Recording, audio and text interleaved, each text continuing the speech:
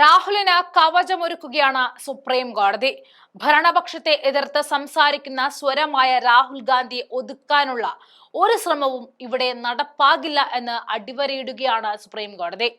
ഇവിടെ 2022 വിനായക് ദാമോദർ സവർക്കർക്കെതിരായ പരാമർശങ്ങളുമായി ബന്ധപ്പെട്ട മാനനഷ്ട കേസിൽ കോൺഗ്രസ് നേതാവ് രാഹുൽ ഗാന്ധിക്കെതിരായ ക്രിമിനൽ നടപടികൾക്കുള്ള സ്റ്റേ സുപ്രീം കോടതി നീട്ടി നൽകിയിരിക്കുകയാണ്. കേസിൽ രാഹുലിന്റേതായ ഒരു കത്ത് ശ്രദ്ധയിൽപ്പെട്ടതിനെ തുടർന്ന് ജസ്റ്റിസ് ദീപാങ്കർ ദത്ത, ജസ്റ്റിസ് അഗസ്റ്റിൻ ജോർജ് മാസിഹ് എന്നിവരടങ്ങിയ ബെഞ്ച് 4 ആഴ്ച കഴിഞ്ഞ് കേൾക്കാൻ തീരുമാനിക്കുകയായിരുന്നു.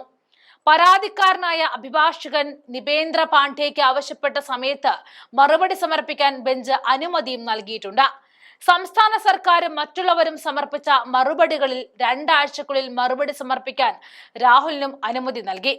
രാഹുൽ ഗാന്ധി സുപ്രീം കോടതിയിൽ നൽകിയ ഹർജിയെ എതിർത്ത UP സർക്കാർ വിദ്വേഷം പ്രചരിപ്പിക്കാനുള്ള മുൻകൂട്ടി ആസൂത്രണം ചെയ്ത ശ്രമമായിട്ടാണ് ഇതിനെ ആരോപിച്ചത്. ഏപ്രിൽ 24 സുപ്രീം കോടതി പുറപ്പെടുവിച്ച നോട്ടീസിന് മറുപടിയായി സമർപ്പിച്ച സത്യവാങ്മൂലത്തിൽ രാഹുൽ ഗാന്ധിക്കെതിരെ പുറപ്പെടുവിച്ച സമൻസ് റദ്ദാക്കാൻ നിരസിച്ച അലഹബാദ് ഹൈക്കോടതിയുടെ 2025 ഏപ്രിൽ 4 തീരുമാനത്തെ UP സർക്കാർ പിന്തുണച്ചിരുന്നു.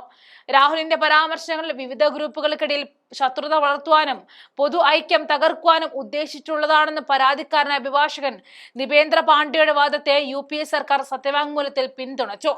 ഇതിനു മുൻപ് സവർക്കറെ അപകീർത്തിപ്പെടുത്തിയെന്ന കേസിൽ കോൺഗ്രസ് നേതാവ് രാഹുൽ ഗാന്ധിയുടെ ജാമ്യം റദ്ദാക്കണമെന്നും കർശന നടപടി സ്വീകരിക്കണമെന്നും ആവശ്യപ്പെട്ട് നൽകിയ അപേക്ഷ പൂനെയിലെ പ്രത്യേക കോടതി തള്ളിയിരുന്നു. ഹിന്ദുത്വ നേതാവ് വിനായക് ദാമോദർ സവർക്കറെ കുറിച്ചുള്ള രാഹുൽ ഗാന്ധിയുടെ വിവാദ പരാമർശങ്ങളുമായി ബന്ധപ്പെട്ട അപകീർത്തി കേസിൽ മനഃപൂർവ്വം നടപടികൾ വൈകിപ്പിക്കുകയാണെന്ന് ഹർജിയിൽ ആരോപിച്ചിരുന്നു. സവർക്കറെ കുറിച്ച് രാഹുൽ ഗാന്ധി നടത്തിയ അപകീർത്തിപരമായ പ്രസ്താവനകളാണ് ഈ കേസിന് ആധാരം. ആ വർഷം ജനുവരി 10 പ്രത്യേക കോടതി രാഹുൽ ഗാന്ധിക്ക് ജാമ്യം അനുവദിച്ചിരുന്നു.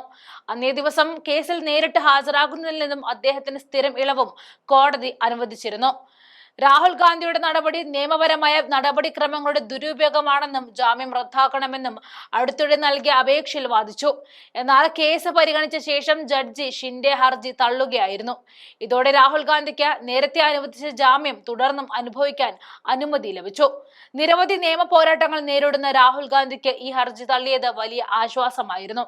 ഈ വിധി നിലവിലെ രാഷ്ട്രീയ സാഹചര്യത്തിൽ ഏറെ പ്രാധാന്യമുള്ളതാണ്. കേസ് മുൻ നിശ്ചയിച്ച പ്രകാരം മുന്നോട്ട് പോകുമെന്നും അന്ന് അറിയിച്ചിരുന്നു. ആ കേസിലാണിപ്പോൾ സുപ്രീം കോടതിയുടെ കവചം രാഹുലിന് കിട്ടിയിരിക്കുന്നത്.